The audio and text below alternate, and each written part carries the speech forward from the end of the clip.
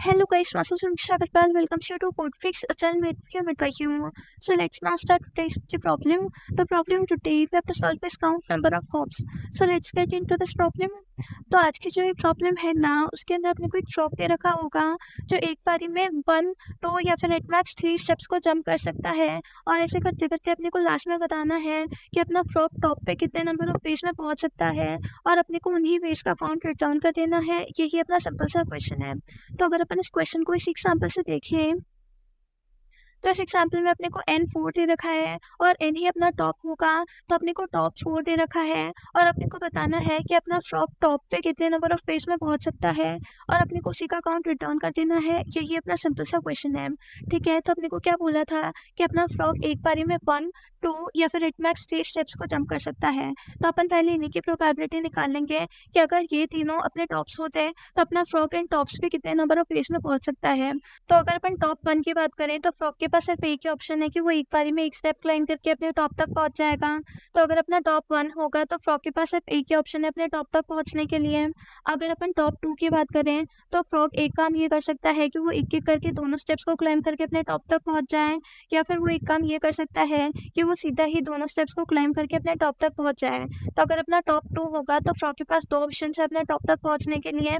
और अगर अपन टॉप 3 की बात करें तो एक ऑप्शन उसके पास ये है कि वो एक एक करके तीनों स्टेप्स को क्लाइंब करके अपने टॉप तक पहुंच जाएगा या फिर वो एक काम ये कर सकता है कि वो एक बारी में 2 स्टेप्स को क्लाइंब करे फिर एक और स्टेप को क्लाइंब करके वो अपने टॉप तक पहुंच जाएगा या फिर इसको ऑपोजिट कर ले कि फर्स्ट टाइम में वो सिर्फ एक ही स्टेप क्लाइंब करे और फिर 2 स्टेप्स और क्लाइंब करके वो अपने टॉप तक पहुंच जाएगा या फिर वो एक काम और ये कर सकता है कि वो सीधा ही तीनों स्टेप्स को क्लाइंब करके अपने टॉप तक पहुंच जाए। तो अगर अपना टॉप 3 होगा तो फ्रॉक के पास 4 ऑप्शन है अपने टॉप तक पहुंचने के लिए।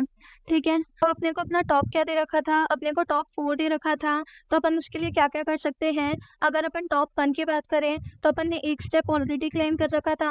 अब अपन सीधा ही 3 स्टेप्स और क्लाइम करके अपने टॉप तक पहुंच सकते हैं। अगर अपन अपने टॉप 2 की बात करें तो अपन ने 2 स्टेप्स ऑलरेडी क्लाइम कर रखे थे। अब अगर अपन सीधा 2 स्टेप्स और क्लाइम कर ले तो अपन अपने टॉप तक पहुंच जाएंगे। अगर अपन टॉप 3 की बात करें तो अपन सारे वेज में अगर एक एक स्टेप और क्लाइम कर ले तो भी अपन अपने टॉप तक पहुंच जाएंगे। तो टॉप तक पहुंचने के लिए अपने पास कितने नंबर ऑफ वेज हो गए, 4 + 2 6 + 1 7। तो अपन टोटल 7 वेज में अपने टॉप 4 तक पहुंच सकते हैं और 7 ही अपना आंसर है। मतलब अपन क्वेश्चन अच्छे से समझ चुके हैं। तो ऐसे करते करते अपन किसी भी टॉप के लिए नंबर ऑफ वेज निकाल सकते हैं।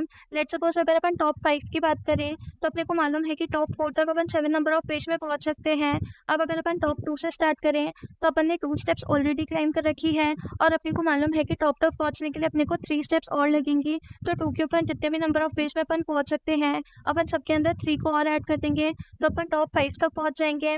तो इसके कितने नंबर ऑफ पेज हो गए, इसके 2 नंबर ऑफ पेज हो गए। अब अगर अपन टॉप 3 की बात करें तो 3 स्टेप्स अपन ने ऑलरेडी क्लाइम कर रखी हैं। टॉप तक पहुंचने के लिए अपने को 2 स्टेप्स और लगेंगी। तो 3 के ऊपर अपन जितने भी नंबर ऑफ पेज में पहुंच सकते हैं अपन सबके अंदर 2 को और ऐड कर देंगे तो अपन टॉप 5 तक पहुंच जाएंगे। तो ये क्या होगा, ये अपने 4 नंबर ऑफ पेज और हो गए। ठीक है, अब अगर अपन टॉप 4 की बात करें तो उसके ऊपर अपन 7 नंबर ऑफ पेज में पहुंच सकते हैं और टॉप 5 तक पहुंचने के लिए अपने को एक स्टेप और क्लाइम करनी पड़ेगी। तो 4 के ऊपर अपन जितने भी नंबर ऑफ पेज में पहुंच सकते हैं अपन सबके अंदर 1 को और ऐड कर देंगे तो अपन टॉप 5 तक पहुंच जाएंगे। तो ये 7 और पेज हो गए हैं। तो अपने टोटल पेज कितने हो गए, 4 + 7 11 + 2 13। ठीक है, तो 13 पेज में अपन टॉप 5 तक पहुंच सकते हैं। एक बार इसका आंसर देख लेते हैं और अपना आंसर भी 13 ही है। मतलब अपन क्वेश्चन और अप्रोच दोनों ही बहुत अच्छे से समझ चुके हैं। अब अपन एक बार इसका कोड देख लेते हैं। तो इसके कोड में सबसे पहले तो एक वेक्टर बनाया है डीपी। इसकी फर्स्ट पोजीशन पे मैंने ये स्टोर किया है कि अपन टॉप 1 पे कितने नंबर ऑफ पेज में पहुंच सकते हैं। सिमिलरली डीपी की सेकंड और थर्ड पोजीशन पे मैंने ये स्टोर करवाया है कि अपन टॉप 2 पे कितने नंबर ऑफ पेज में पहुंच सकते हैं और टॉप 3 पे कितने नंबर ऑफ पेज में पहुंच सकते हैं। फिर मैंने ये देखा कि अगर अपना टॉप लेस देन या फिर इक्वल टू 3 है तो डीपी की टॉप वाली पोजीशन को रिटर्न कर दो। नहीं तो क्या करो, एक फॉर लूप चलाओ 4 से लेके अपने टॉप तक और क्या करो, अपने बेस में स्टोर कर लो डीपी की फर्स्ट सेकंड और थर्ड पोजीशन को।